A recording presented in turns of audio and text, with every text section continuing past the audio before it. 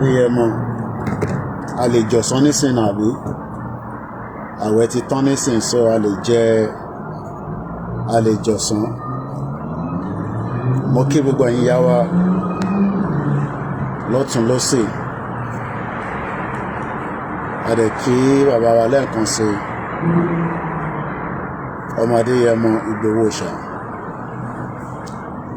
Mo kí wa pé happy Sunday ní gbogbo ibikíbi tí olúkálùkù wa wà. Àṣeyọrí la máa ṣe pẹ̀lú ìtagbé dání. Yorùbá máa bọ́ nínú wàhálà àti ìdààmú tí wọ́n fi sí, and eventually we will be free forever. Mo kí gbogbo àwọn tó ń ṣe meeting across different states. A lè máa dárúkọ. Mo ṣẹ̀ bá àwọn group kan sọ̀rọ̀ tán ní àìpẹ́ yìí. Mo kí wọn gan pé wọ́n impress wa. Many people are doing a lot of things as we are getting prepared for our right to self-determination. So mo kí gbogbo ìyá wa tẹ́ ń ṣiṣẹ́ round the clock, kò easy. Àjọṣe wọ̀ ní bàjẹ́ láíláí. Àwa mọ̀ pé Tinubu kò ní kankan tó fi ọ́fà wa. Bá dúpẹ́ pé a ní bàbá kan tó ń pè ní Professor Adébánjí Akíntóyè, the leader of the Yoruba self-determination. A kí wọn dáadáa fún iṣẹ́ takuntakun tí Elédùà gbé fún wọn ní sáà yìí. So we are grateful for Professor. Mo kí gbogbo àwọn ìyá wa látòrí mọ́sí mi lọ bẹ́ẹ̀. Mo kí gbogbo àwọn ìyá Oòduà níbikíbi tó lúkálùkù wọn wà. A dúpẹ́ o, àmọ́ lóore tí gbogbo yín dúró ti ìran wa lásìkò tí a wà yìí, because we are in a very important time in the history of Yoruba people, and we are extremely grateful láti ní gbogbo àwọn ìyá wa yìí lọ́wọ́ tó ń support from the spiritual up to the financial aspect of it. Mo kí Mr. Jamo Abiodun, mo kí Aziz, Bishop Adesina, mo kí yín o, mo kí Ajagun, mo kí Sister Ellen, mo kí gbogbo ọmọ Yorùbá lẹ́ẹ̀kan sí. We are very grateful that everything is going according to plan. I hardly saw anything from anybody until information bá ti jáde. Ìtọ́kọ̀ ní ká máa sọ fún olúkálùkù ni pé ká lọ máa múra sílẹ̀ nígbàkígbà lásìkò tó bá ti ní ó ti yá náà nìyẹn. Adébáwa láyọ̀ àtàlàáfíà. There's nothing to be feared. There's nothing for us to be worried about. We are in the good hands of our leaders. Àwọn tó mọ̀nà là ń tẹ̀lé. So mo kí gbogbo àwọn tó ń bẹ ní Ọ̀ṣun State. Bẹ́ẹ̀ ni mo kí àwọn tó ń bẹ ní ìlú Èkìtì. It's been a while tá ti ṣe program báyìí. Even your baby boy say I might have to move it this way. So mo kí gbogbo àwọn èèyàn pátá láàyò ẹnìkankan sílẹ̀. It takes two to tango. Olúkálùkù láti play role ni. Role tí bàbá Akíntóyè máa play ó máa yàtọ̀ sí role tí wọ́n máa play. Ó máa yàtọ̀ sí role tí mi máa play. So you have to play a role. You gotta be involved. Ó gbọ́dọ̀ sọ pé káwọn kan máa lọ ṣe ta ló sanwó fún ìwọ ń ṣọmọ Yorùbá ni. Ọmọ Yorùbá níwọ náà náà. So everybody has a role to play. I pray that we all play our role. So kí wọ́n náà play role tiẹ̀ kí mi play role tèmi. I think That is what we need to work on. So mo kí àwọn èèyàn wa lẹ́ẹ̀kan sí. We're on the right track, and there's no need for us to be worried or scared. Àwa la ní sí àgbẹ̀yìn. Bó fẹ́ bọ́kọ̀, Yorùbá máa lọ. Kò sẹ́ni tó máa dá dúró. There's no doubt about that. But it will take a lot of work. Quite a lot of work. It will take a lot of work and effort, because nothing is going to come easy. So if you think that anything is coming easy, you must be fooling yourself. So we're very grateful as we all continue to work hard to achieve our aims and objectives. So once again, you're watching a live transmission on the KOIKIMEDIA channel. It is Sunday. Sunday yẹn wá special. Ó bọ́ sọ́jọ́ Eid. Ó bọ́ sọ́jọ́ Sunday tàwọn Christian. Ó tún bọ́ sọ́jọ́ Mother's Day. So you can see that it's a great time to be alive. So mo kí Mr. Adewale Ẹ̀ṣẹ̀gànni, mo kí Prince Adébáyọ̀ Shitu, mo kí gbogbo ẹ̀yin tí ẹ fẹ́ wọ Europe lọ́dún yìí, Ọlọ́run á ṣe visa fún yín, ẹ ráyè wọlé. Ẹni tó ti wọlé, Ọlọ́run á jẹ́ kí wọn náà lè wọlé. Ẹni tó ti wọlé, Ọlọ́run á mẹ́sẹ̀ wá dúró, àṣẹ Èdùmàrè. No retreat, no surrender. Iṣẹ́ Bàbá Akíntóyè ń tẹ̀síwájú. Adúpẹ́. We are very grateful to have somebody like him. Very, very important. Láti ní Bàbá Akíntóyè lọ́wọ́. Very, very important. So, ẹ jẹ́ kí gbogbo wa lọ dúpẹ́ f'Ọlọ́run pé a ní somebody like Professor Akíntóyè. He's doing very well.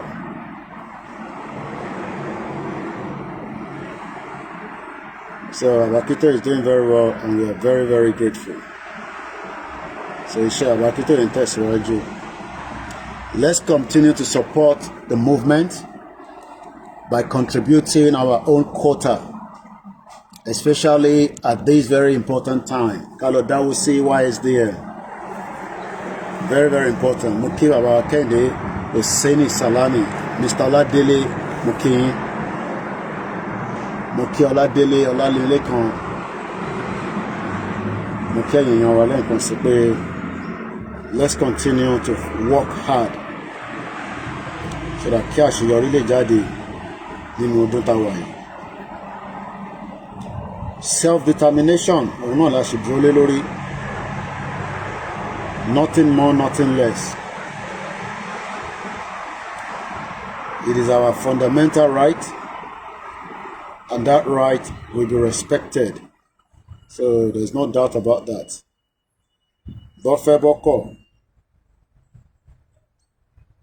The Yoruba people have made up their mind to exit Nigeria, and nobody can stop it.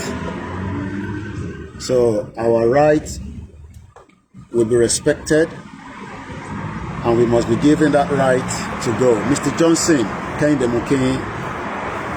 So, ẹ kí gbogbo àmà pọ̀ ṣiṣẹ́ tó yẹ ká ṣe. As I said, àwa kan a máa play different role. So role kan lèmi play. Ẹ̀yin náà máa play role kan so that kí ó lè wà successful. So you will play a role, I will play my role. Àwa jọ pàdé láàrin méjì. And I think that is the only way we can achieve our aims and objectives. Don't leave it for somebody else to do it. You have to do it, because nobody is coming to do it. The question is, who are you expecting to come and do it? You have to play your role, while I play mine as well, which is what I'm doing every day. Trying to wake up the spirit of the Yoruba people. Moki Alaja Queen Aradada, Sanfast TV, àwọn world media, tí gbogbo wọn ṣiṣẹ́ lọ́tùn lósì. The only media tí ó máa fún yín ní the breaking news. Orí world media ló ti máa jáde. Nígbà tó bá ní announcement ti dé, ẹ máa gbọ́ lórí world media. Moki Lamid, Moki bàbá mi ògùn ríbi dó, mo kí gbogbo àwọn teams wà lórí world media. Ṣé ká lọ fọkàn balẹ̀, iṣẹ́ ń tẹ̀síwájú. Ẹni tó bá fẹ́ ra ìwé bàbá Kítóyè, ẹ contact mi, màá fún yín ní contact details Alájà Queen Ara. A dẹ̀ ṣe ní aṣọ tá fi ṣe rally ti London, torí ẹ̀yin tẹ́ wà ní UK, tó bá ti ní ká jáde ní Nàìjíríà, ẹ̀yin tẹ́ wà ní UK náà máa ní láti jáde. Àwa tá wà ní UK, so ó wà important pé tó ti ra aṣọ kó tètè, aṣọ wà available nísìn, ẹ contact wa kí a lè fún yín ní mo ní kó change background mi, so ẹ contact me. Okay, I can even bring this in, ẹ jẹ́ kí n fi lè sí for now. So I like our method time, so I can màá lè fún yín ní nọ́mbà Alájà Queen Ara fáwọn tó bá fẹ́ ra aṣọ. Ìyẹn aṣọ tá wọ̀ nígbà rally àtìgbà tá ṣe birthday bàbá wa Olóyè Ìgbòho ní last year October. The book is also available in case you want a copy. It is worth having a copy of the book. I'm talking about the book, Ìwé Professor Akintoye. It is worth having that book. So you might want to have a copy. Let me know so that ká lè connect yín pẹ̀lú Alájà Queen Ara. Where are we today? Today is the 30th of March. We are literally still one day into the first quarter of the year. And in terms of fún wa náà ni pé by the first quarter of the year, we should be gearing up. We should be preparing our demands. Yes, fleece for the rally is available. For those that want it, please contact the Yoruba World Media or contact myself, especially if you are living in the UK and America, Canada, African countries. Kò ń ṣe ilẹ̀ Yorùbá nìkan ni àwọn èèyàn máa ti jáde fún rally. The rally will go around the whole world. It's a message. Tẹ́ bá lọ wo Istanbul, Turkey, right now, there is an ongoing, active, tó bá nìkan ongoing, into ṣìwà active, ló ń pè bẹ́ẹ̀. So right now, there's an ongoing rally, no, protest. Ó ń lọ lọ́wọ́lọ́wọ́ ní alẹ́múmi nísìnyí náà, sínú àwẹ̀ mọ́nà, àwa tá gbààwẹ̀, àti ṣínú. Mo kí àwọn family mi dáadáa for the sacrifice and every one of us as well. So tẹ́ bá lọ wo Turkey right now, yesterday on the 29th of March in Istanbul, kò dẹ̀ ṣe Istanbul nìkan náà àwọn èèyàn ti ń jáde, wọ́n jáde ní Ankara. Ankara is the capital of Turkey, tó ń pè ní Turkey. If you go there, you will see that yesterday 2 million citizens were out on the street. Moki Prince Ademola heritage. 2 million people were out on the street demanding for something. And until their requests are met, they refuse to go back inside. That is happening right now. It's still active, ongoing.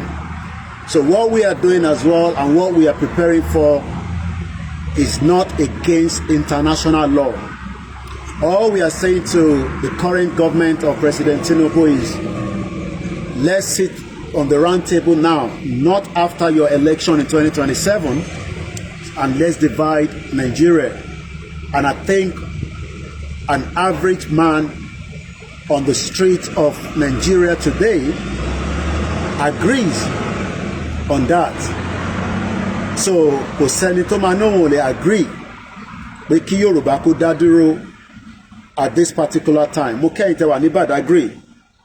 Mo kí Oduduwa Youth Parliament. These are some of the groups that I've just got here. Mo kẹ́yìn tẹ́ wà ní Libya. Mo kẹ́yìn tẹ́ wà ní Dublin. Mo kẹ́yìn tẹ́ wà ní Èkìtì. Ẹ̀yin tẹ́ fẹ́ dáwó sínú YSDM to support. It is an active website, www.ysdm.org. You click on the donate and you can be able to donate on the platform there. But ẹ bá fẹ́ ra ìwé Baba Kitoye, the Yoruba people, is about almost 900 pages. It's something that everybody should have at home. Èmi ò ní parọ́ mo tí ní tèmi lọ́wọ́, and I don't expect to get it for free. I will be buying mine as well. It is something that I need to have in the house, just like you have any other book, and I don't want to mention any book. I'm sure you know Irú Wetin Badaruko. Mo kí gbogbo ẹ̀yin pastor. This is a time to buckle up and pray for us, the Yoruba people, as we are gearing up and demanding our exit.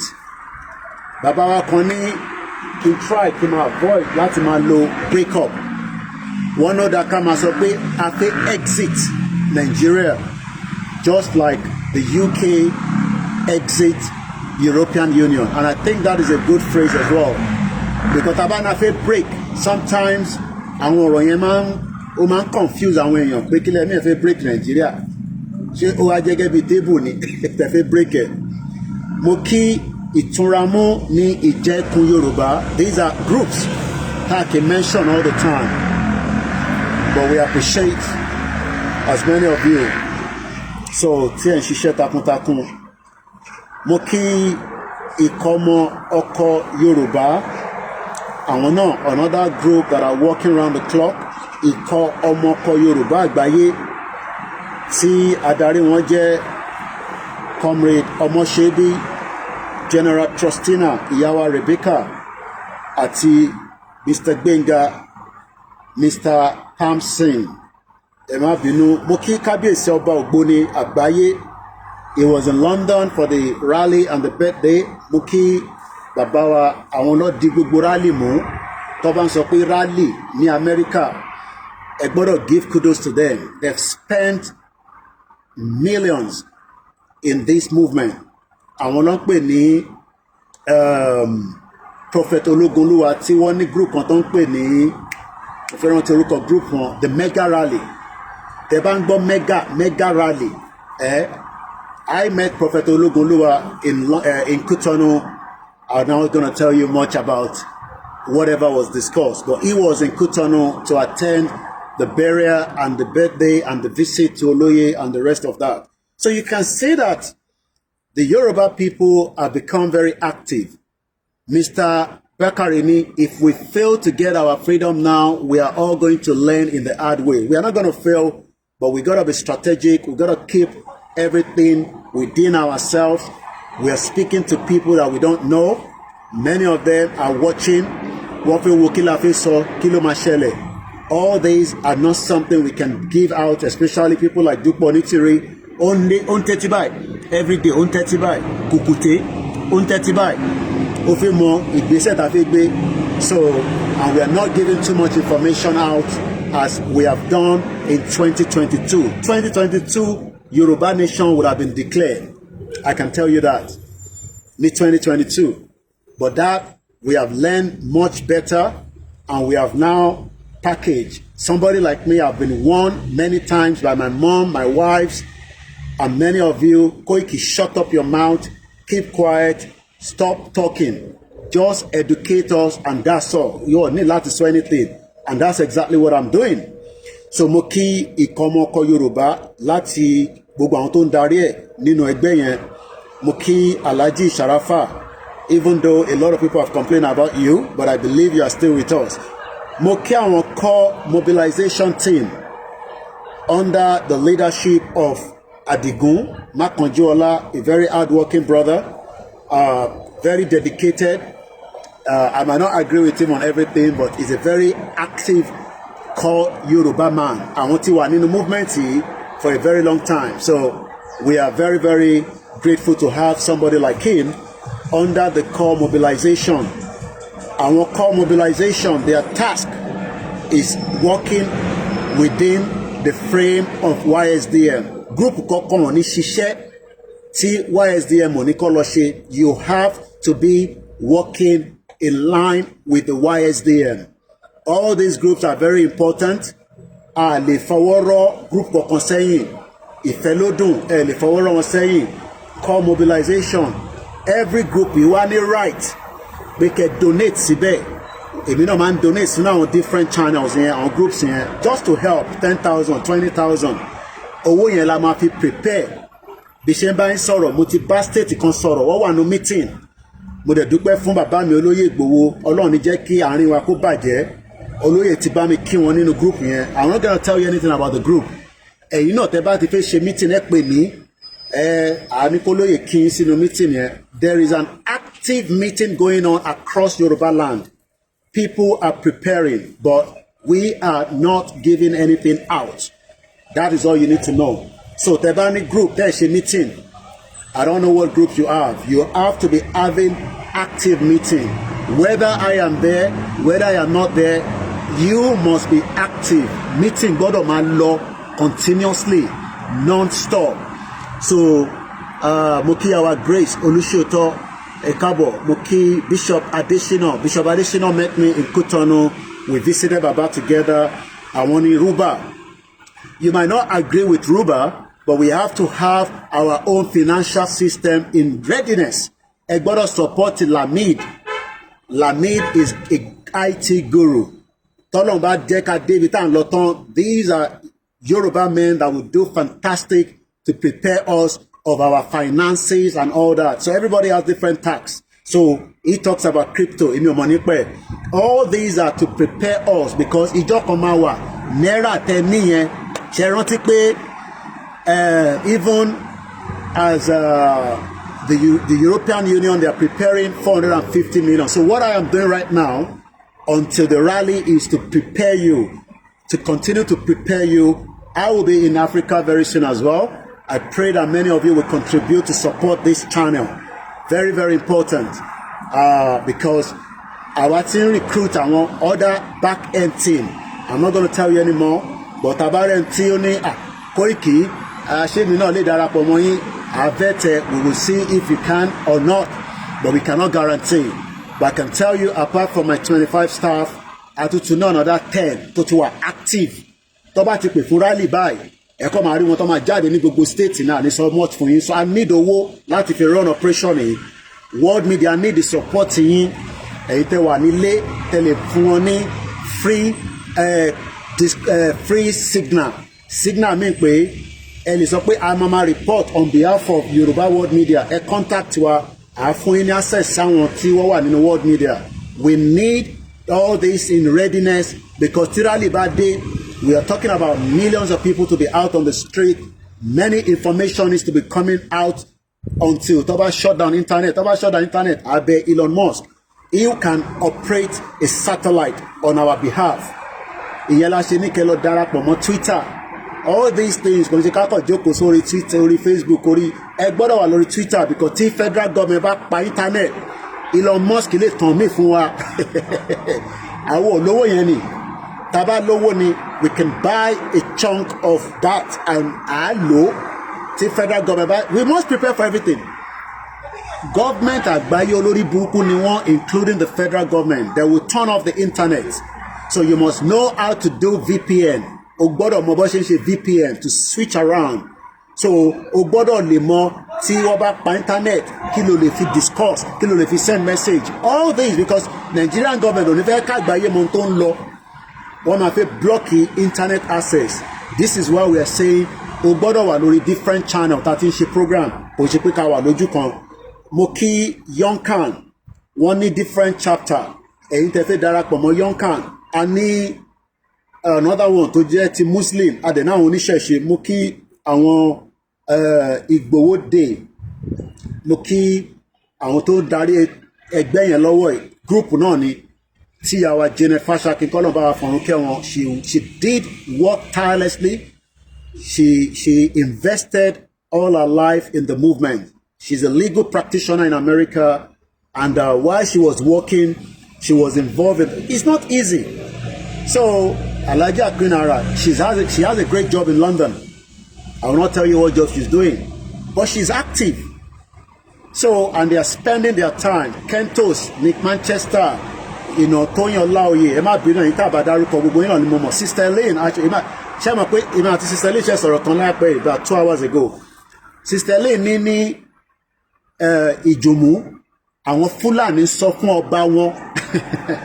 Ẹ̀yin Fúlàní, ẹ̀jẹ̀ àgbé ìsókù sábẹ́ ẹ̀kún. Wọ́n sọ fún ọba Ìjòmú pé Sultan of Sokoto ló ní ilẹ̀ yẹn. Ọmọ Yorùbá, ẹ lọ ṣògùn gidi. Ẹ gbọ́ mi, gbogbo bí tẹ́ bá ti lè lọ ṣògùn, ẹ lọ ṣe bá ògùn gidi, kẹ́ lọ dira dáadáa. Èmi náà ń ṣògùn. Má lọ ṣògùn. Ikú pa tó bá dẹ̀ fẹ́ kíkú pa lọ ṣògùn gidi. Tó bá mọ tírà dì ní kọ́ bẹ́ẹ̀ dì kò di tírà gidi kò di dání. Tó bá mọ Bible àwọn bí tó lè lò kó lò ó yẹ báyìí kẹ́ni kankan fúnlẹ̀ o. Ìgboro ta fẹ́ wọ̀ yẹn kò yé yín mo fi gbẹnu sọ̀rọ̀. VIGIL ta fẹ́ wọ̀ yẹn dira gidi.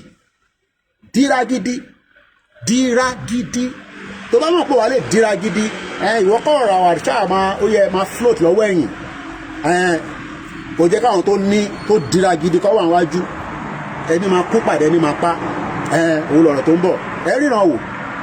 Mo kí Yonkan, mo kí secretary wọn, èmi àti Pastor Agbola Arira ní Kútọ̀nù. You know, I'm happy that when I came, you know, looking at people that you are just talking to, because èmi àti wọn ríra nígbà tí mo wá ní 2021. Mo kí gbogbo àwọn èmi ò ní warrior ní a máa pè ní ẹ̀yin angels wa tọ́lọ̀ fi kẹ́ wa ní sáà yìí. Àwọn ọ̀dọ́ wọ́n bí mi pé Mr. Koiki ṣé kò ṣe pé ìtẹ́tù máa mo ẹ má sọ bẹ́ẹ̀ ẹ lọ múra dáadáa. Mo mọ̀ pé owó láti ṣògùn owó expensive and I'm not joking. Tó bá ní kẹpa kẹ ibì kan ní sọ wọn fẹ́ bọ̀gùn èmi náà èyí tí mo ní kékeré chinchin ni o owó tó tówó wọn ní bàbá Koiki ẹ fún èmi náà ya ẹ lọ fi bọ̀gùn wọnú ilé padà kó lọ dira mọ́ ṣeré o wọnú ilé padà program tèmi kò ń ṣe àwọn program tó kó tó ń sọ fún ẹ lọ dira kẹ ṣògùn gidi kẹ dira. Ọmọ Yorùbá ni wá o.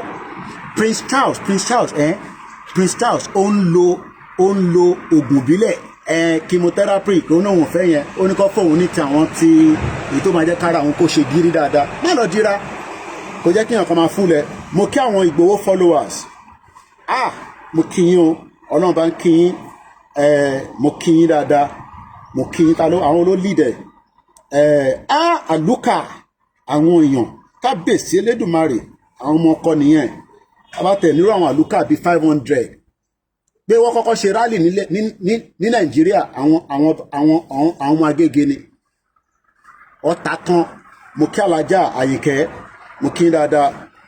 Ọmọ school mi kan tájọ ṣe secondary school Ọlọ́run ti fún ṣe dáadáa nísìnyí ó ti di wòlíì dáadáa ó ní ká máa báṣẹ́ lọ àwọn náà wà lórí awọ wọn ṣàdúrà fún wa pé èèyàn kan máa náà ní jáde yẹn rọlẹ́pa a máa jáde ìgbà tá a máa jáde yẹn ìwọ máa béèrè yẹn ìwọ ni kí wọ́n lọ múra sílẹ̀ ẹni tó máa náwó. Mo kí Masbi Omeyo mo kí ẹ ọkùnrin mẹ́ta dáadáa ọkùnrin mẹ́ta tó dúró dáadáa mo kí Omeyo mo kí gbogbo ẹni ti Badagry Ìbẹ̀jú Lẹ́kì Dr. Glory mo kí yín dáadáa mo kí bàbá wa ìyá wa Bísọ́lá Awẹ́ ẹ̀yin diaspora this is the time to start £10 ẹ máa lọ jù sínú YSDN èmi ò ní kẹ́ mọ́wọ́ yẹn wá fẹ́ mi o ìtẹ̀fẹ́ fún KOIKIMEDIA ọ̀tọ̀ ẹ lọ máa da síbẹ̀ wọ́n need a lot of logistics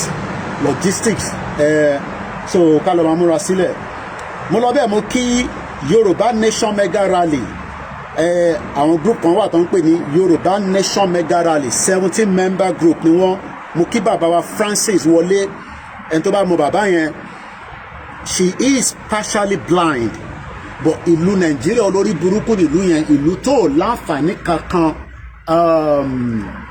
kí lórúkọ home secretary wa nígbà àwọn Tony Blair ajá ló máa fi rìn báyìí kò ríran kó tó lè fẹ́ni tó ríran ṣe home secretary. Do you know what the meaning of home secretary? òun ló wà gbogbo ọlọ́pàá tó wà ní UK abẹ́ ló wà gbogbo security ìlú yìí abẹ́ home secretary ló máa ń wà kó tó wá lè fihàn David Blunkett lọ Google ẹ̀ David Blunkett. So when we have many of our physical challenge in Yoruba land ẹ̀yin àwọn Táíwò nísìn gbogbo ilẹ̀ máa di president wa gbogbo ilẹ̀ máa di minister wa lẹ́ máa ṣe commissioner kò sí pé ẹni tó fọ́ lójú ẹni tó rọ lẹ́sẹ̀ kódà ẹ má bínú kó máa da tọ́ báyìí àfi jẹ prime minister ó possible èèyàn máa lè gbogbo àwọn olórí burúkú tó wà níbẹ̀ nísìn pé lọ́wọ́ máa gbà. So mo kí àwọn chairman wa tó ti lọ kò gbọ́dọ̀ kó ọkùnrin bí obìnrin kọmíṣọlá kò gbọ́dọ̀ pé náà tí wọ́n ti bá a ti sọ̀rọ̀ lẹ́nìí alájà queen náà wà nínú gúrùpù yìí ajá queen Rukayat àwẹ̀ ti tán alájà fún mi ní nǹkan ọdún kí ẹ ti bá mi post àwọn aṣọ yẹn mo kí gbogbo àwọn medias wa ẹ̀yẹ ká tún wo gúrùpù olótú wà ń bẹ̀ mo kí àwọn girama kan wà àdúrà làwọn máa ń ṣe lọ́ntì wọn ojoojúmọ́ wọ́n jáde ìmí ní ìwòwò ọmọlúàbí wa máa ṣàdúrà fún bàbá Kítóyè ṣàdúrà fún Ìgbòho ṣàdúrà fún gbogbo Yorùbá àti ilẹ̀ Yorùbá má ṣàdúrà fún Nàìjíríà o àti fẹ́ exit kò sí nǹkan kan tó ń jẹ́ Nàìjíríà rọ́ ló wà níbẹ̀. Mo kí Gbẹ̀du ẹ̀gbọ́n mi dáadáa àwọn tó máa di rálì mú nìyẹn wọ́n tẹ̀ rí wọn tó lọ protest àwọn COS níwájú Croydon.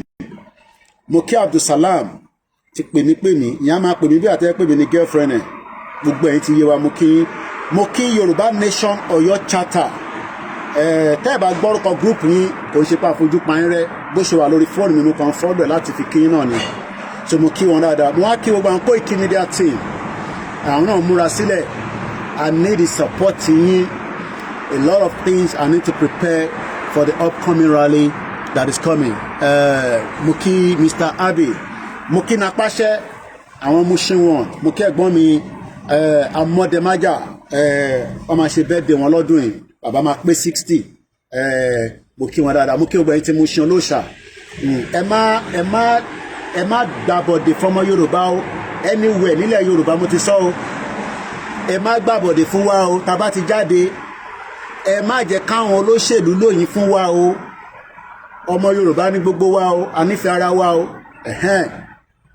kò ń ṣe pé nígbà tá a bá jáde ẹ̀yin kan wá ní ẹni sánṣán lórí mo ti sọ tẹ bá pa ọmọ Yorùbá kan máa pa yín ni kò sí nǹkan tó ń sọ pé kinní kan pé kó má pààyàn tó bá pààyàn a máa pa wọn náà ni as simple as a bá pa ju bọ́dì ẹ̀sẹ̀ gà ń lọ́n tiwa nìyẹn má jáde pé ẹ tó bẹ́ẹ̀ kẹ máa sọ pé àtó bẹ́ẹ̀ ká má jáde lórí ilẹ̀ Yorùbá àṣẹyìn náà àṣẹyìn ẹ̀yin náà ti gbádùn díẹ̀ náà ẹ ti ṣe politics ẹ jẹ́ ká fi politics sílẹ̀ tábà délẹ̀ Yorùbá lọ́ máa ṣe politics politics táà ní máa para wa so mo kí gbogbo yín wọn ṣe bá mi pass message fún gbogbo àwọn MC Olúọmọ gbogbo wọn pátápátá àbẹ́ni kankan jà ọ̀rẹ́ ní gbogbo wa o ọmọlúàbí ní gbogbo wa o pẹ̀lú máa ní ẹni skọ́in àwọn wo àwọn ọmọ Sunday Igboho wo lọ́ máa jáde kíní ìrọ̀ àfẹ́yàn o eléyìí ń ṣe election o àṣẹ election o pé election lè máa ń yìnbọn para yín eléyìí ń ṣe election so bọ́tẹ̀ bá ti yìnbọn pa wá pípalẹ̀ yìí náà máa kú ni o kò sí kankan tó ń sọ èèyàn bá pààyàn ọmọ Fúlàní ní yìnyẹn mo kí bàbá mi mo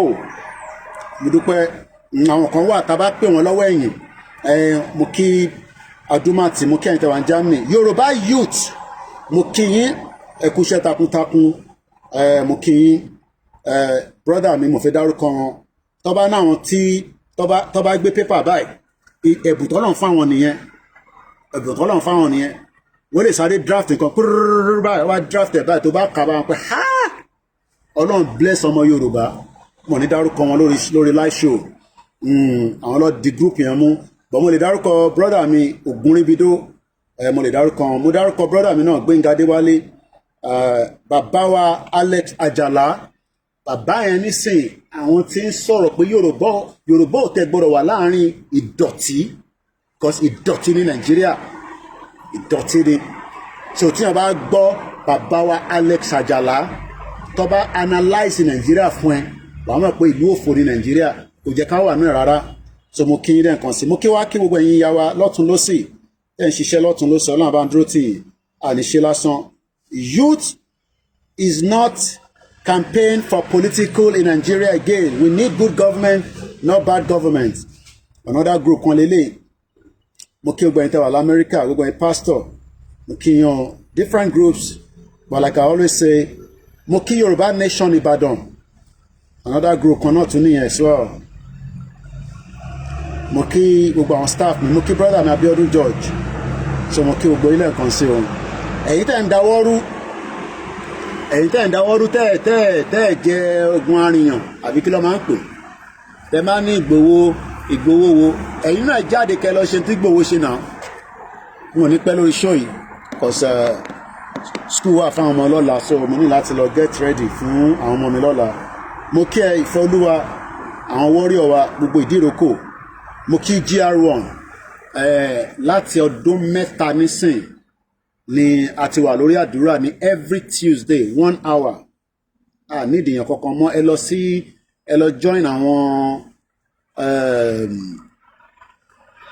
kí láwọn ìyá wa tó ń ṣe ti prayer tó máa ń ṣe yẹn, ẹ lè lọ join àwọn yẹn, but tí èyí táwa ń ṣe yẹn àwa bíi 6 náà ni Ọlọ́run dẹ̀ ń gbàdúrà wa ń bẹ̀ láti bí ọdún 3, so ẹ lè lọ join any other group.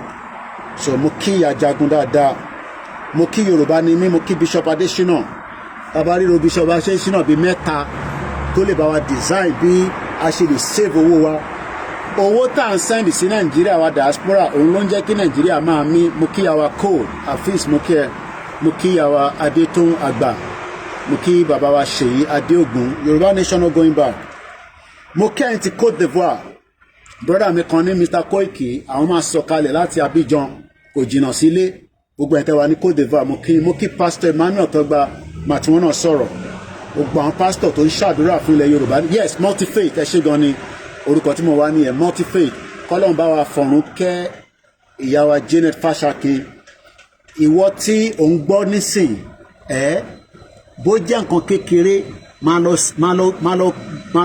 lọ prepare lẹ́yìn ilé ẹ. Àgbàdo ni kò ṣe kékeré síbẹ̀, ewédú ni, ẹ ti understand, you know, all these things. Oko etílé bí àwa Janet Fashakin ṣe sọ fún wa, kọ́lọ́run fọ̀run kẹ́ wọn, Yèyé Lúfẹ̀, gbogbo àwọn tó ti lọ bẹ́ẹ̀ lọ, àtàwọn tó dalẹ̀ Yorùbá náà, Saheed Ọmọbọ̀tá ọ̀dàlẹ̀ ni, bẹ́ẹ̀ ni ọ̀dàlẹ̀ balẹ̀ kú, òun ti lọ́ntì ẹ̀, ó strong, ó dúró dáadáa, bó ó padà dalẹ̀ Yorùbá náà ni. Ẹ̀rí bó ṣe fi kú parẹ́. It would have been a strong forward fún Yorùbá Nation. Mo dẹ̀ dúpẹ́ fún gbogbo àwọn tí invest sí, kò sẹ́ni tó mọ Saheed Ọmọbọ̀tá, àwọn tó náwó tó fi dì pé kó dọkùnrin, gbogbo wọn náà ló padà bù lórí pé kọ́ get out. Mo kẹ́yìn tẹ́ wà ní Germany, owó la need. Bàbá rojọ́ títí tẹ́ ẹ̀ bá dáwó síbi tó bá ní ká máa lọ dáwó sí, it's going to be because I still ní access resources wa, ní access sí, and as long as tábà ní access sí, it's difficult to operate. Àwọn olóṣèlú lówó nísìn, wọ́n lówó láti ra ìbọn tó pọ̀, owó burúkú àlọ́wọ́ wọn. Ṣèbí Ìbùkún Lamósùn, ẹ mọ ìbọn tó dá padà, kò torí pé wọn àti Dàpọ̀ Abíọ́dún wọ̀ green, olórí burúkú làwọn méjèèjì. So ìbọn tó rà tó kó fáwọn cultists tó ń fi pààyàn káàkiri on their behalf, nígbà tó di senator, ó wá kó padà fún, ó yẹ kó hand over fún Dàpọ̀ Abíọ́dún ni. Àwọn olówó ìbọn, but a lówó láti prepare other things like awareness materials, because normally ó yẹ kí ìlú kọ̀ọ̀kan kó máa donate bí i £100,000, ká £100,000 ká gbé fún YSDM pé láti US lélẹ̀, UK, Canada, àwọn ìlú tó jẹ́ pé àwọn ọmọ Yorùbá pọ̀ níbẹ̀. Mo kẹ́yìn tẹ́ wà ní Australia, láwọn tá a máa ń bá sọ̀rọ̀ náà lọ Australia, mo kí yín. Mo lọ bẹ́ẹ̀, mo tún wo àwọn tó wà níbà ìta tún lè sáré kí torí mo fi pẹ́ púpọ̀. Mo kàn ní ká má ṣaláì má yọjú ni, kò yẹ kí n jáde lénìí. Ní Mother's Day ó yẹ kí n wà pẹ̀lú ìyàwó mi ni, mo kí mọ̀ sí mi náà dáadáa, Ọlọ́run bá dúró tì wọ́n, ó yẹ kí n lọ yọjú sí wọn, but I couldn't. Mo kí gbogbo ẹni tí ẹ jẹ́ silent listeners, you are being very careful. Ẹ fẹ́ get involved, wọ́n wọ́n pé tí bá lọ kówó fún wọn, ṣé wọ́n ní lọ dárúkọ mi? No. Tẹ́ bá serious pé ẹ fi support ẹ̀, you can do so. Àfẹ́wọ́ olóṣèlú, ànídòwó olóṣèlú. So wọ́n á kí gbogbo ẹ̀yin èèyàn wa lọ́tún lọ́sì. Ta ló tún wà níbà, àwọn group ló tún wà tí mo tún rí ká tó máa lọ. Mo kí gbogbo ẹ̀yin wa, ìyá wa kan béèrè pé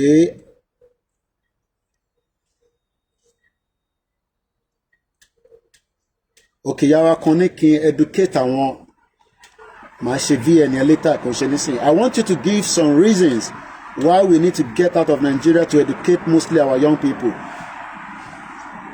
ṣe rí in táwọn olóṣèlú ń ṣe lọ́wọ́lọ́wọ́ nísìn ni pé wọ́n ń ṣoògùn wọ́n fi ń distract ayé àwọn youth wa. Mo kí ẹ brother mi Ayọ̀ for real billionaire mo kí ẹ dáadáa. So wọ́n ń ṣe ọ̀pọ̀lọpọ̀ oògùn wọ́n ń ṣe oògùn tó pọ̀.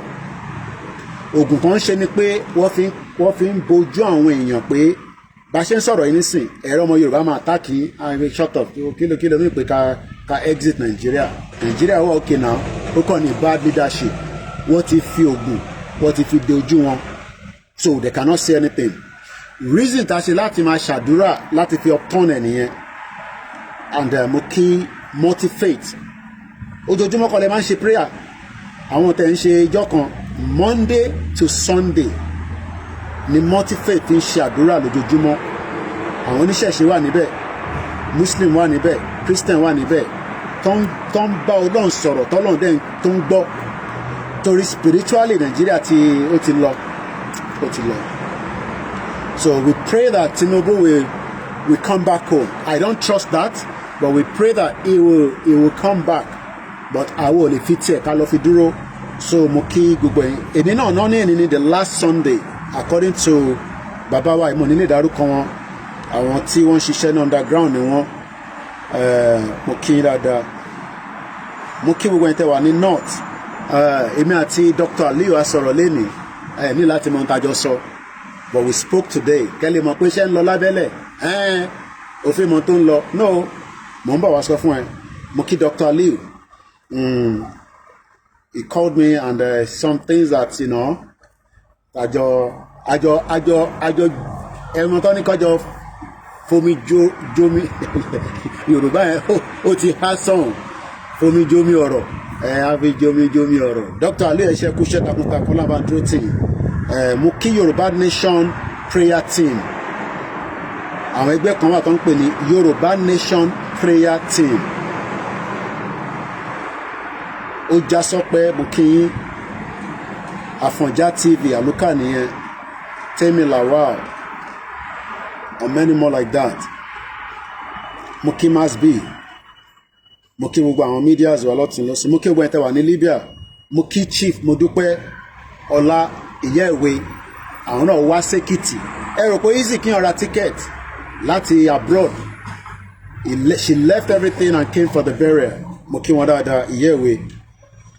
Mo kí bàbá wa tó pè wá lánàá Chief Kẹ́hìndé mo kí yan. Mo kí Dr. Glory mo wá kí gbogbo ẹ̀tẹ̀ ń bẹ ní gbogbo àyíká ilẹ̀ Yorùbá mo kí gbogbo wọn pátá láàyò ẹnì kankan sílẹ̀ àfi orúkọ bàbá kí tó yà fi kí yín the emeritus. Ta ló tún wà ń bẹ mo kí gbogbo àwọn reverend mo kí bàbá wa Reverend Samuel project tó wà lọ́wọ́ àwọn bàbá ẹ̀ tó bá gbé wọlé Yorùbá transformation tá a máa rí ìjọ bàbá ìjọ tọkọ̀ ra fún mi ní snip view project wọn ni dáàdì tó wà lọ́wọ́ yín ni wọ́n ní tó wà lọ́wọ́ mi nìyẹn. Bàbá yẹn tó wá London bá aráyè ríra ọ fly wá láti America ọ wá sí London project tó wà lọ́wọ́ wọn ọ bá gbé wọlé Yorùbá. Mo kí bàbá wa Yorùbá Nation Now bàbá wa Prophet Abiodun Grace Chapel a very hard-working dedicated Yorùbá man ọlọ́ba lọ́rọ̀ ẹ̀mí wọn. Mo kí ìyàwó ajé olókun mo kí obìnrin tẹ́ wà ní Ireland mo kí ẹ̀yin tẹ́ wà ní Belfast mo kí gbogbo alẹ́ nǹkan sí o àṣeyọrí la máa ṣe. Mo lọ bẹ́ẹ̀ mo kí the finance secretary of the YSDM ẹ máa ká dárúkọ wọn is working around the clock. Brother mi Adams Olamilekan I volunteer myself on Twitter and I will be on the ground anytime àwọn máa dé láti Ghana so ẹnu ìmọ̀ ní nọ́mbà yín torí olúkálukú máa ní road tó máa play ẹ̀wọ̀n kọ́wọ́ tàwa máa kún níbi táwa bá ti ń record so èmi náà máa wà on the ground ìyẹn kan ní ọmọ ọlọ́mọ lẹ́ rán níṣẹ́ kú irọ́ ìyẹn kan rán ní kankan ṣe kú o èmi gan wà nílé ajọ máa wà lórí front ni lágbára Ọlọ́run kọ́nà kó ṣọ́wà dìgbà yẹn. Mo kí sísítà mi mo fi dárúkọ ẹ̀ dókítà ní l'Amẹ́ríkà iṣẹ́ takuntakun. Mo kí gbogbo ẹ̀yin tí ẹ̀ ń náwó lọ́tún lọ́sì. Mo kí bàbá aládùúrà, bàbá yẹn pè mí wọ́n ní Koiki àwọn ọ̀rẹ́ ẹ̀wò lẹ́nujọ́ mẹ́ta, ìyẹn la ṣe ní kẹ́ fọ́lò gbogbo platforms wa. Àṣírí ìkọ̀kọ̀ Elédùmarè. Bẹ́ẹ̀ ni kò sẹ́ni tó mọ bí omi ṣe ń wọnú àgbọn. Ọ̀nà tá a máa fi jáde, tá a máa fi declare, tá a máa fi gba country wa ẹ̀ ní mọ̀ láṣẹ Èdùmàrè, torí kò sẹ́dá kan. Scientist gan wa títí pé báwo lomi ṣe ń wọnú àgbọn, wọ́n wá tiwọ́ rí. Àṣírí Elédùmarè ni. Àṣírí tí Ọlọ́run gbé fún rẹ̀ lọ́wọ́ tẹ́nìkan ò ní mọ̀. Bí ìran Yorùbá ṣe máa di pé a máa di country sórí ìwọ tó ń sọ pé kò lè possible wá kàn án pé a ti débẹ̀ náà nìyẹn bó ṣe máa rí nìyẹn. Mélòó láwọn olóṣèlú wọ́n tó ń pera wọn, a nífẹ̀ẹ́ wọn gan, à ń sọ fún wọn nísìn tó ń tẹ̀ ń pera yín. Ẹ rò pé Ìgbòho nìkan ni? Ìgbòho 1 million dúró tó ń bọ̀, 1 million Ìgbòho ló fẹ́ jáde. Àwọn tó ń bínú jọ àwọn olóyè kankan máa jókòó sí Germany kò dẹ̀ ní láti tó kọ̀ ṣàpàṣẹ àbáwọ̀tẹ̀ ní láti yọrẹ̀ lẹ́nu. Àwa 1 million Ìgbòho la máa wà níwájú. Ẹ rò pé Ìgbòho lẹ no. Mo kẹ́yìn tẹ́ wà ní Japan, ìlú ńlá, ìlú dáadáa. Mo kí Sami Japan èèyàn yìí. Mo kẹ́yìn ti Gambia, group kan náà wà tọ́jú àwọn ti Gambia. Mo kẹ́yìn ti Togo. Mo kí gbogbo àwọn ti Ghana. Ó fúnlẹ̀ bí a ti bá kan Áfíríkà lára bí a owó náà ni owó ní kókó. So ẹ support wa, ẹ tẹ̀ fún mi lówó ọdún. Ìyá mi Stella Ṣódẹ́yìndé back to back wọ́n ní láṣẹ Èdùmàrè amadé bẹ́ẹ̀. Mo kí àwọn ìyàwó mi dáadáa, ẹ fún mi lówó ọdún o. Àwọn ìyàwó mi kàn ń béèrè owó ọdún ni, owó ọdún kẹ̀. Sowó a máa ṣe shopping sílé fún yín, a máa ṣe shopping ní other side. Àwọn ọmọ ọdún àní sí ìmú ìtẹ́ tí wọ́n yìí sọ fún wọn pé mo tún padà lọ, bọ̀ wọ́n mọ̀ pé mo padà. So ẹ support, ẹ fún wa ní support yín nísìn. Pounds ni mo need nísìn, gbogbo tí mo fẹ́ ṣe nísìn pounds ni mo need. So ẹ tètè fún wa lówó yẹn kó lè ní ìwúlò fún wa. 10 pounds 5 pounds béèyàn 1000 bá fún wa ní 10 pounds ó níbi tó máa dé. Ẹ rí pé mi náà máa gbogbo yẹn tẹ́ ń pè mí yẹn ẹ fẹ́ lọ bọ̀gún ni màá yáwó fún yín, but for now àní revenue ìyẹn la ṣe ń direct gbogbo ẹ̀ sí YSDN. Ẹ fẹ́ bọ̀gún ni, ẹ fẹ́ jáde ni, YSDN ló máa ṣe gbogbo ẹ̀, kò ń ṣe KOIKIMEDIA. So the structure change because ẹ mọ̀ ká máa ń gbọ́n sí ni so that èèyàn kan ní wá accuse owó Yorùbá Nation wọn Koiki ló wà, ìyẹn ò ní sí níbẹ̀ mọ́ lọ́dún yìí. Oyè yín ó ti náwó rédíò, ó ti ṣe kinní kan, ìyẹn ò ní sí níbẹ̀. Oyè yín, so owó tó bá fẹ́ mi owó tèmi ni, n tó bá wù mí ni máa fi ṣe. So mo kí bàbá wa Ìlá Ọ̀rọ̀gún, àwọn bàbá yẹn pẹ̀lú àwọn Ṣòwòrẹ́ nígbà MKO Abiola ló ti wà lórí front kẹ́lẹ̀ wo how old ni bàbá yẹn nísìn. Àwọn èèyàn dúró, wọ́n kàn need a bit of assistance there and there. Wọ́n ṣe pé wọ́n need kankan tó pọ̀. Gbogbo church bàbá yẹn mo ní dárúkọ bí tó wà. Gbogbo church member wọn pátá Yorùbá Nation ló ń ṣe. Tó bá ṣe Yorùbá Nation o má wá sí church yìí, lọ sí church àwọn bàbá Adébóyè lọ́hùn. Wọ́n dúró tán bàbá Ìlá Ọ̀rọ̀gún. Àwọn àti Ṣòwòrẹ́ wọ́n jọ mu gàrí nínú ilé kan náà, nínú yàrá kan náà nígbà front MKO Abiola June 12 kẹ́lẹ̀ mọ́ àwọn active members. So we have dedicated Yoruba people that are tired, and we pray that a lot of people are saying Koiki ẹ pé Ṣòwòrẹ́ kí ló ń ṣe Ṣòwòrẹ́ now. Well, we pray that our brother will come back home. Mo rí Dr. Kemi Olúlọ́yọ̀ because weather in the film drop. So 1 hour náà ni, I need 9 minutes. After 1 hour, I'm going to end. Mo kí Dr. Kemi Olúlọ́yọ̀ wọ́n remind wa pé ṣé mọ̀ pé Ẹdó ni wọ́n ti pa àbúrò Ṣòwòrẹ́. Ṣé mọ̀ pé fídíò àbúrò Ṣòwòrẹ́ ló jẹ́ kó short YouTube tèmi down. After 3 years that to post the video yẹn, technology ṣe pick ẹ̀, ó wá flag ẹ̀, ó no go against community standard. Bí a post video yẹn ni o mo tẹ̀ rántí video yẹn mọ́ because tó bá ti delete video yẹn ò ní lè mọ irú video tó jẹ́ mọ́, but ó máa wà nínú archive mi.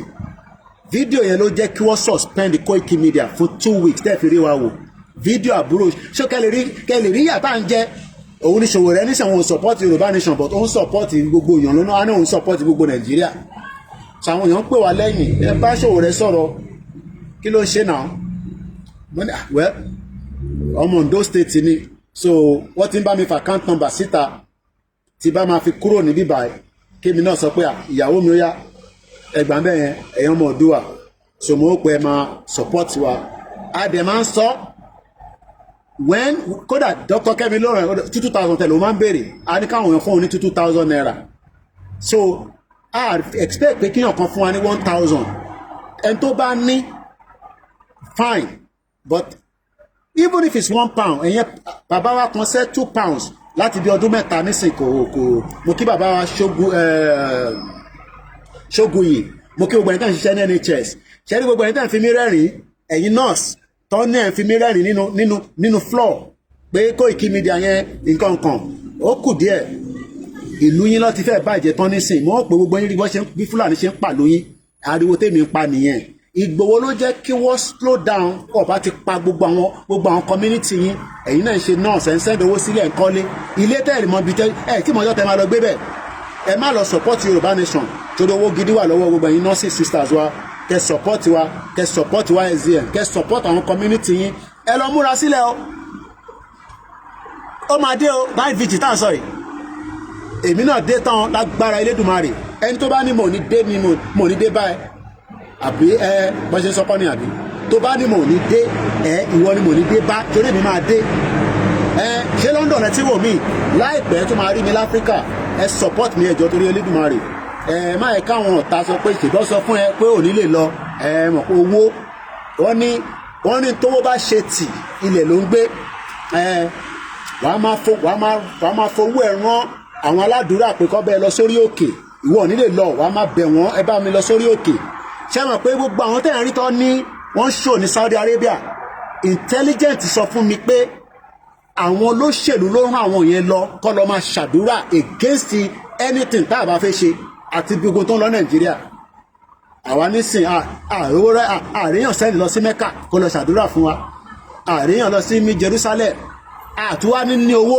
láti fi rúbọ ní ilẹ̀ wa ṣe rí pé ọ̀rọ̀ yẹn kù díẹ̀ káàtó ó kù díẹ̀ káàtó so àwọn olóṣèlú rán àwọn èèyàn lọ sí Mẹ́kà ní umura tó ṣe ṣetán yìí gbogbo àwọn tẹ́rin tó ń ṣe rándanrandan tó ń sọ̀rọ̀ jágbajàgba àwọn olóṣèlú ló rán wọn lọ intelligent wá sọ fún mi bẹ́ẹ̀ ni so ẹ̀yin tẹ́ ní ọ̀nà àbò ìláṣìírí this is not the time kó máa ní mo ní náwó kankan àti náwó tẹ́lẹ̀ àmọ́ ibi tó forí ṣọpọ́n sí no problem tá a bá dé stage tó yẹ ká dé ọlọ́run àbùkún á rán àwọn aláàánú sí wa but ẹ ṣàánú wa kí a lè múra sílẹ̀ adẹ́sọ́ lórí ètò tiwa mo ní right láti ní kẹ́ fún wa ẹ̀yin náà ní right láti sọ pé a fún ẹ ṣíkene àgbowó Yorùbá nation ní bíbáyò owó KOIKIMEDIA ẹ fi ń support iléeṣẹ́ ni o a tuntun recruit àwọn kan nísìn yàtọ̀ sí 25 mo tuntun recruit àwọn kan tó yẹ pé because àwọn 25 yẹn wọlé wà everywhere ilẹ̀ Yorùbá tóbi. So that is about it. So we are just 5 minutes to the end of the podcast. Tell about orúkọ group yín ẹ má fi ṣèbínú. Mo kí gbogbo ẹ̀yin tẹ́ wà ní Benin Republic. Mo kí gbogbo àwọn tó ń gbé ní gbogbo borders. Mo kí gbogbo àwọn tí Fúlàní ti ní lára. Tí Fúlàní ti ní lára. Ọlọ́run á ṣèdájọ́ láàrin àwa. Tó bá jẹ́ pé ilẹ̀ wa tí wọ́n ṣàǹfààní fún wọn táwọn wá ń ṣe jàǹbá fáwa torí wọ́n ṣe jàǹbá fún wa mo kí bàbá mi Ganiu Àdàbí I'm sure pé àwọn kan wò mí lórí KOIKIMEDIA jẹ́ sáré lọ sí backend kí lọ kí wọn ká tó máa lọ. Mo kí brother mi kan Ọlọ́run ti bá mi kẹ́ ó máa gba British passport àṣírí kò ní bàjẹ́ fún èèyàn yìí ó pè mí ní ó sẹ́ndẹ̀ sí mi ní àwọn èèyàn trust mi gan ó sẹ́ndì kìíní ẹ̀ sí mi pé Mr. Koiki bá mi dúpẹ́ fọ́lọ́run British passport mi ó máa dé láìpẹ́ yìí mo bá ìwọ tó ń wá ìwé ìgbélú wàá rí gbà ó má kánjú rí gbà tí yín ò ní pẹ́ tó tèmi ṣàmì 15 years kò easy mo kí àṣà ti ṣe ìyá mi dáadáa mo kí gbogbo àwọn mídíà tá à ń tiraka tá à ń ṣe pẹ̀lú òtítọ́ ni o ẹgbọ́n kan tó jíṣẹ́ sọ kò ń ṣe gbogbo wa tá à ń rí yẹn ni ẹ̀yin lẹ́ máa rò pé gbogbo wa kò ń ṣe gbogbo wa o tó mo ní sọ jù bẹ́ẹ̀ lọ ọ̀rọ̀ dé mọ́ bẹ́ẹ̀ mo kí gbogbo àwọn staff tó ń bá bàbá Akíntóyè ṣiṣẹ́ láti àwọn tó ń dáná àwọn tó ń tọ́jú wọn kò easy bàbá yẹn ti pé 90 ọmọ àlè òun fẹ́ ká máa drag Yorùbá nation ó mọ̀ pé bàbá yẹn ti pé 90 kọ́lọ̀ bá wa lọ́rọ̀ ẹ̀mí ẹ̀ kó pé 100 kó pé 120 lẹ́yìn ká take risk yẹn kí bàbá mẹ́kì àsíá yẹn kó fly sókè ká di gbogbo bọ́dà wa tán pátápátá ó dẹ̀ ṣe máa rí nìyẹn ṣe yẹn kẹ́yìn tó kù ká tó máa lọ torí àsìkò so mo kẹ́yìn yan wa ẹ má bínú ẹ tó slow kìíní ẹ má bínú olóde tó wà fún lọ́lẹ̀ báyìí fẹ́ ká máa drag ẹ̀ mo kí Ìjẹ́ọlá mo rí yín bẹ́ẹ̀ Mr. Bankole mo kí yín o Isiaka Ọlá Ṣebìkan mo kí yín mo kí Mr. Ọládùnní mo fi Elédùmarè kí yín mo dẹ̀ kí gbẹ̀yìn ìyá wa náà lẹ́ẹ̀kan sí i orúkọ mi náà kò tí yí padà ẹni tẹ́ mọ̀ bẹ́ẹ̀ ní mọ̀ owó náà ni the last man standing orí ẹ̀yin tẹ́ bá láìkì iṣẹ́ báyìí ẹ pè mí pẹ̀lú ṣòkòtò tí mo wọ̀ yìí ṣòkòtò yìí àti ilẹ̀ Yorùbá lọ kódà èmi ò lè má wọ tá máa wẹ̀ mo láìpẹ́ òtútù rárá òtútù yẹn dẹ̀ ṣe wà ń ta díẹ̀díẹ̀ bọ́n ti jáde lénìí bọ́n mo wọ tá máa wẹ̀ gbogbo ẹ̀ ó dúró dáadáa lára ìná tó bá sọ fún yàn pé kò ń ṣe pé mo lọ rà ní Marks and Spencer àbí ní Primark wàá jiyàn ẹni tó bá rí lára wọ́n rán láti ilé aláì brain ti pọ̀jù nílé kọ́lọ́n jẹ́ ká rí brain yẹn lò. So on that note I say thank you so much for joining us. It's a very short one kákọ̀ kíra wa náà ni ká dẹ̀ encourage ara wa kíyàn kankan má discourage wa o tó bá yẹ pé iṣẹ́ tẹ̀yìn ni pé ẹ má discourage wa ẹ fàdúrà ràn wá lọ́wọ́ ẹ pé gbogbo àwa mídíà ẹ fàdúrà ràn wá lọ́wọ́ and we will get there. Àwọn ti Ivory Coast wọ́n àwọn náà dúró tán Kóìkì má gbàgbé àwọn dúró dáadáa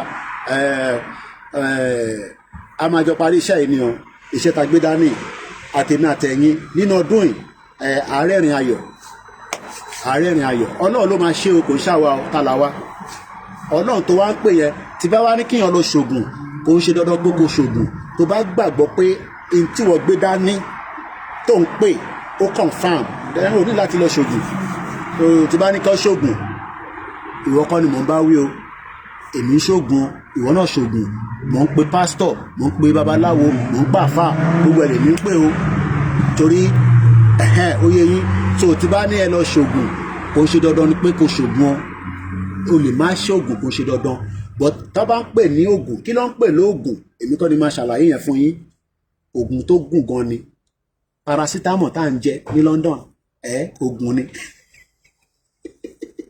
àbòmọ̀ bàbá máa ní ewé àtegbò táwọn bàbá ńlá wa ń lò tó fi defeat àwọn Fúlàní òun là ń sọ̀rọ̀ ẹ̀ kò bà kankan jẹ́ ẹ̀sìn ọ̀tọ̀ ewé àtegbò àwọn gbogbo àwọn bàbá CAC táyé àtijọ́ yẹn wọ́n nínú igbó làwọn kan gbé tọ́nà ń gbàdúrà wọn tó bá ní injury báwo lọ́ ṣe ń tọ́jú ara wọn ewé àtegbò ló ń lò dey play àbí nǹkan tẹ́ máa ń sọ fún mi náà kọ́ nìyẹn. So on that note thank you so much mo kí mọ sí mi gan ọkọ̀ àdúró tì mo lè kí àwọn tó jẹ́ family mi nílé kò easy èmi náà mídíà tó dúró dáadáa ni mí mo dúpẹ́ gbogbo alámàjèrè màmá retí o alert pánpán ká tẹ̀rọ owó ká fi operate lówó ká fi mú ì mo kí gbogbo alẹ́ nǹkan ṣe Yorùbá nation no going back mo kí ìyàwó Yétúndé Ibrahim mo kí gbogbo yín o èmi ò tako ẹ̀sìn kankan tí bá ní lọ ṣògùn kò tako ẹ̀sìn ẹ̀ o tó bá dẹ̀ sọ pé ó máa tako rọra fi sílẹ̀ ìwọ má ṣe we are going to protect every one of us ìyàn lè ṣàdúrà fún gbogbo groups but individual tó bá fi ìpọmọ kan níyàn ọ̀dẹ̀ fi dúró dáadáa níjọ́ yẹn yes o gbọ́dọ̀ dira kò yẹ nísìn ọlọ́run wà pẹ̀lú wa o no retreat no surrender just a summary ká tó máa lọ tẹ bá fẹ́ ràwé bàbá Akíntóyè ẹ pè gbogbo mídíà tẹ bá pè tó bá náwó ọ̀run kọ́kọ́ ń pẹ́ ẹ pè mí màá connect yín pẹ̀lú alájà Queen Ara ti World Media wàá ta fún yín fleece wà tẹ bá fẹ́ rà èyí tí ẹ wà ní diaspora tẹ́ẹ̀ ní lè travel fún one reason or the other nígbà tí rally yẹn bá bẹ̀rẹ̀ so torí pé a máa ṣe rally náà àwa tá a bá wà ní UK America and across the globe and on that note mo kí gbogbo alẹ́ nǹkan sí o àṣeyọrí la máa ṣe àníṣàṣe tí o gbogbo àwọn tó bá fẹ́ fa ìrìn àjò yìí sẹ́yìn ẹ ní láti wà láyé kíkú pa gbogbo yín lẹ́ẹ̀kọ̀ọ̀kan bye for now.